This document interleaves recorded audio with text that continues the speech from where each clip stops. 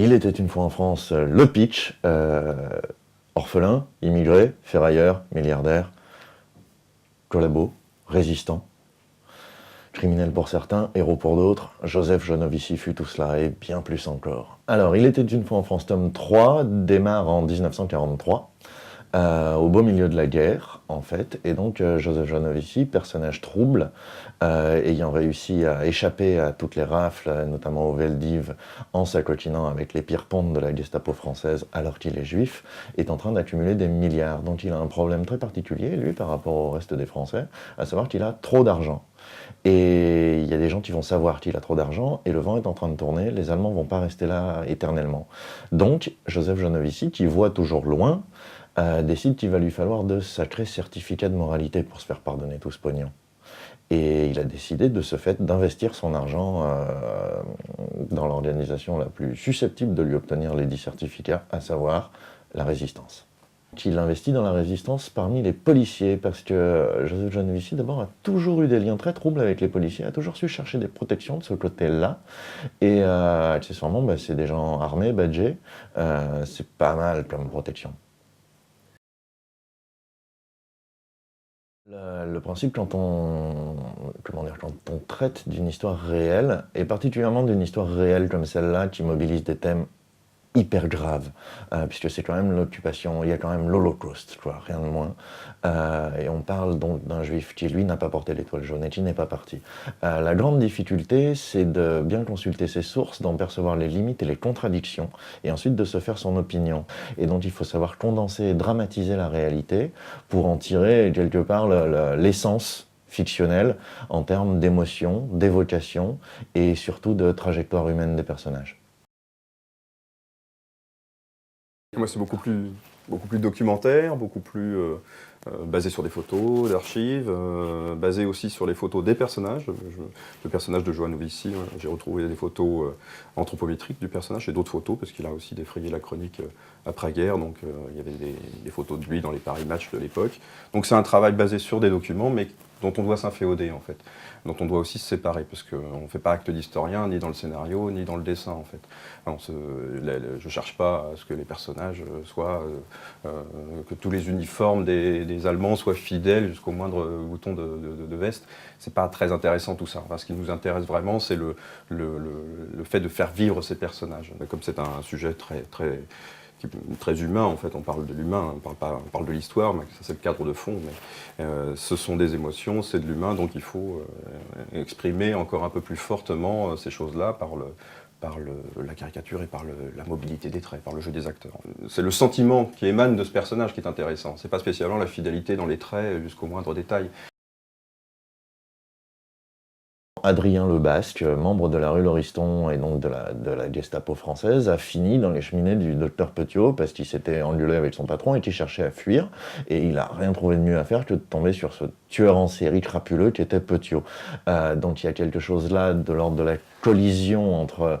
Pas de la collusion, mais vraiment de la collision entre le crime organisé et une autre forme de criminel très spécifique qui est surréaliste. On rajoute une forme d'ironie dramatique comme ça, et aussi probablement une évocation plus large, c'est-à-dire voilà Paris la nuit, quelque part on est un peu chez Céline ou dans ce genre de choses. Il y a vraiment, le mal règne, et on croise des monstres à bicyclette, voilà, parce qu'on est en 43. On est de plus en plus d'accord sur la tournure des choses. Enfin, ça, au départ, voilà, Fabien a commencé à écrire le scénario il y a longtemps, donc il le porte avec lui depuis plus de temps que moi. Moi, je l'ai découvert un peu plus tard, donc effectivement, la manière de l'aborder se précise aussi pour moi. Et on fait un gros travail de mise en scène en amont. C'est essentiellement là que se situe notre boulot en commun, notre boulot de collaboration. Et moi, je pense qu'il faut qu'un scénariste empiète un peu sur le boulot du scénariste, du dessinateur, et que le dessinateur empiète un peu sur le boulot du scénariste. Ça me paraît assez nécessaire. C'est là qu'est le cœur de la bande dessinée et de la narration, je pense. Le truc, c'est que, qui est très important dans une collaboration, c'est de lire entre les lignes, c'est de saisir les intentions. Donc il y a le texte et l'esprit du texte. Je crois qu'une clé de la réussite de cette série, c'est que Sylvain lit très bien entre les lignes. Ça permet une grande liberté au scénariste.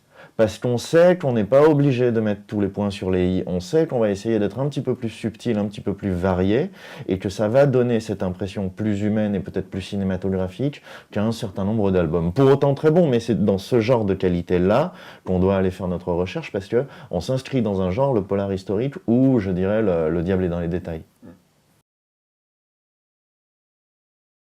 L'accueil du public, oui, il est excellent. C'est ce qu'on peut constater de tome en tome. Enfin, moi, je suis surpris. Je savais qu'on avait une bonne cam dès le départ, et que le scénario de Fabien m'a vraiment séduit d'emblée. Donc, je me suis dit qu'on avait quelque chose de hors norme un petit peu, quoi. On est maintenant persuadé et sûr qu'on ira jusqu'au tome 6 et que, voilà, qu'il y aura de la bonne cam jusqu'au tome 6. Ça fait plaisir sur une carrière quand on est récompensé pour les risques qu'on a pris. Souvent, on se prend des tartes quand on prend des risques. Là, je pense qu'on en a pris un ou deux véritables avec cette série, et quelque part, ça marche. Ça fait quand même vachement plaisir parce qu'on n'a pas fait de compromis. On s'est pas dit non, mais on va essayer de rendre Joe Novici plus sympa qu'il était. On s'est pas posé ce genre de questions du tout.